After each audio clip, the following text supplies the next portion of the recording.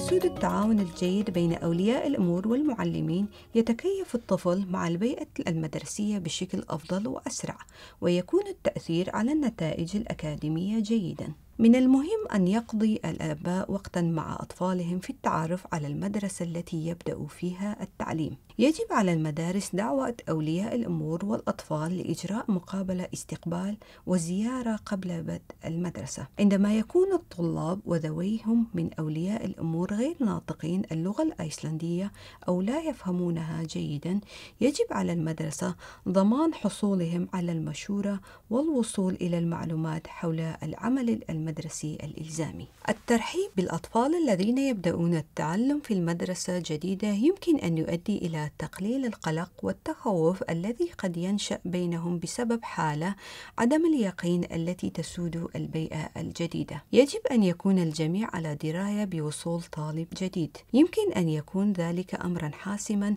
لتجربة وتعايش الطفل خلال الأيام الأولى في المدرسة الجديدة.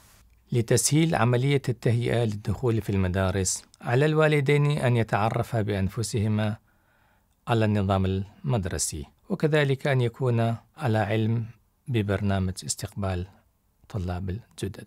يرسل المعلمون معلومات إلى أولياء الأمور عن طريق رسائل الإلكترونية في بداية العام الدراسي، ثم يتواصل معهم بإرسال بريد الإلكتروني أو رسائل معلوماتية بعد ذلك أسبوعياً.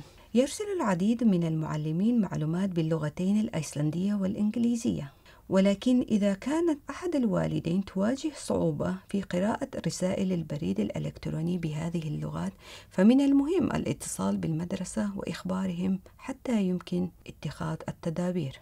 لمساعدتك في فهم ما تصلك من معلومات بريدية، قد يكون الاستفادة في استخدام مترجم جوجل ترانسليت أو أي برنامج ترجمة أخرى لتسهيل فهم المعاني.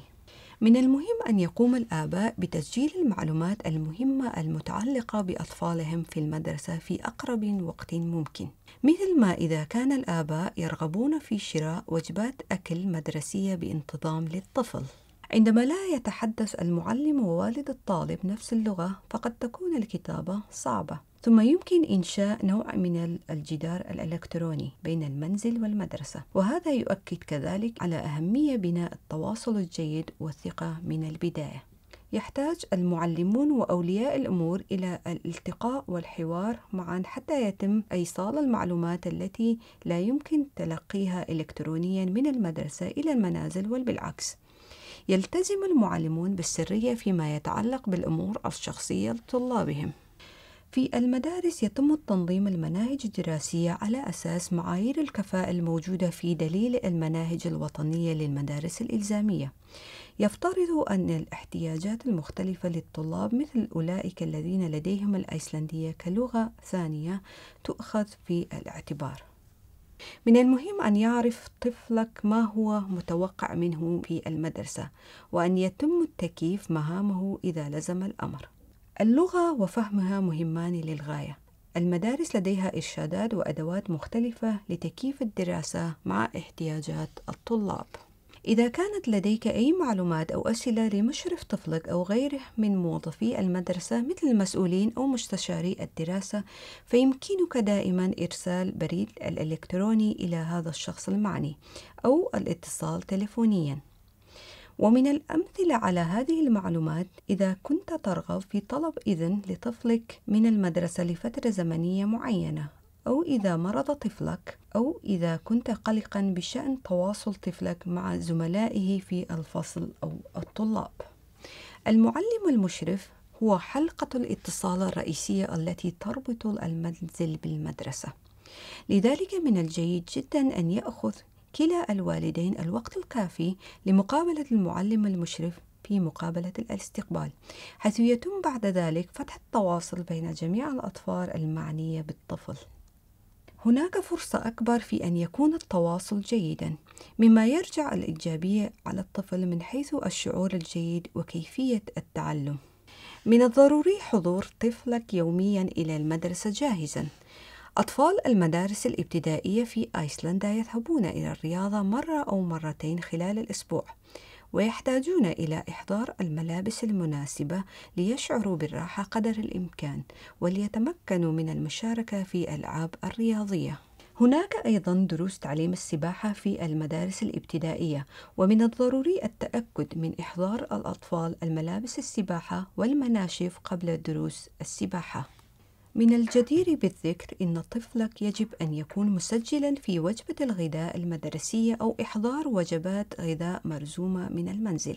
التغذية الجيدة هي مفتاح رفاه طفلك وتركيزه بشكل أفضل على الدراسة. أن تتبع تنظيم المدرسة وما يجب القيام به في المنزل سيزيد شعور طفلك بالتحسن، ولكن من المهم أن يشعر طفلك بالراحة في المدرسة. لقد ثبت أن الغالبية العظمى من المراهقين يفضلون مشاركة آبائهم ومساعدتهم في حل واجباتهم المدرسية بما لا يقل عن الطلاب الأصغر سناً. لا يتمثل دور الوالدين في تدريس أطفالهم ومراهقيهم، بل الاهتمام برفاهية أطفالهم، دعمهم وتشجيعهم. يعتبر التعرف على قوانين المدرسة والنظام الدراسي خطوة أساسية يجب اتباعها عند دخول الأطفال إلى المدرسة. سواء كان الأطفال يلتحقون بالدراسة في المدارس الإسلندية لأول مرة أو كانوا ينتقلون من مدرسة إلى أخرى.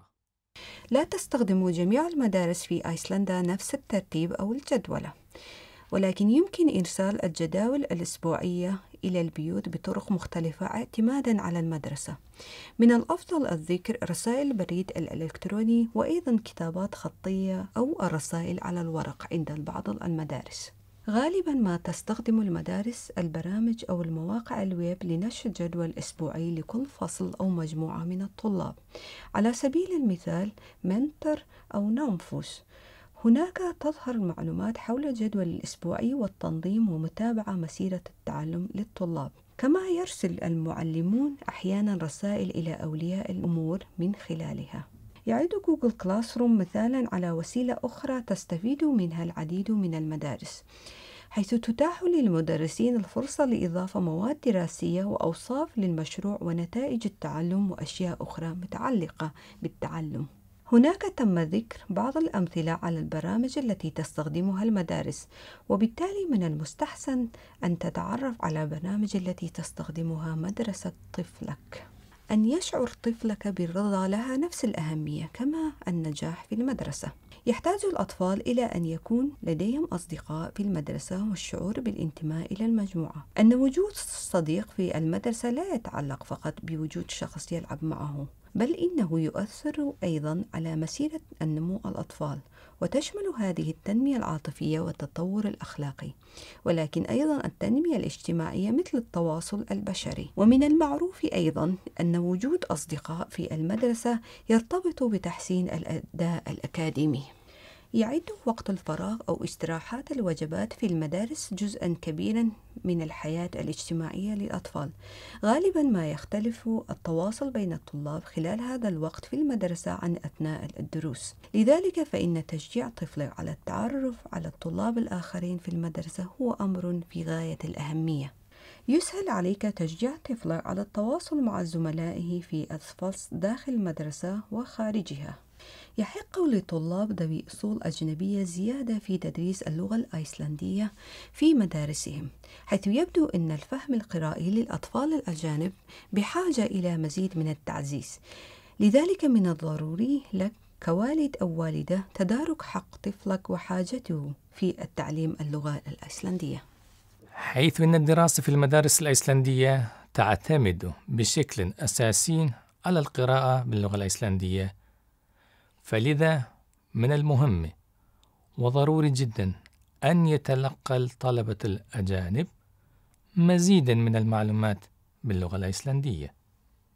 ينص دليل المناهج الوطنية للمدارس الإلزامية على أن التعليم ورعاية الطلاب هو مشروع مشترك بين المنزل والمدرسة. يجب أن يتسم التعاون بقرارات مشتركة ومسؤولية مشتركة، حيث التواصل المنتظم فيما يتعلق بالطفل ورفاهه وتعلمه. من أهم الدعائم هي الثقة والاحترام المتبادل. نحتاج جميعا أن نعمل معا من أجل أن ينجح الطفل وأن يشعر بالسعادة في المدرسة ومع زملائه.